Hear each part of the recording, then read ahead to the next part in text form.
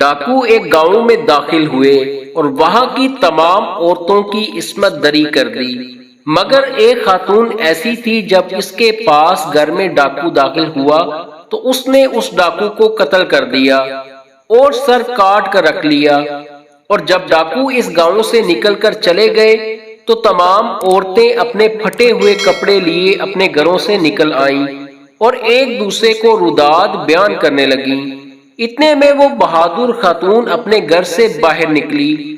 عورتوں نے دیکھا کہ اس نے گھر میں داخل ہونے والے ڈاکو کا سر ہاتھوں میں اٹھا رکھا ہے اور وہ نہایت غیرت و خودداری کے ساتھ ان کی طرف آنے لگی۔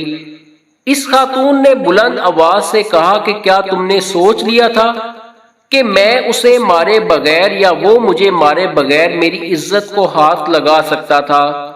گاؤں کی عورتوں نے ایک دوسرے کی طرف دیکھا اور فیصلہ کیا کہ اس عورت کو قتل کر دیا جائے تاکہ ان کی عزت باقی رہے اور ان کے شوہر کام سے واپس آنے پر ان سے یہ نہ پوچھیں کہ تم نے اس عورت کی طرح مزاحمت کیوں نہیں کی۔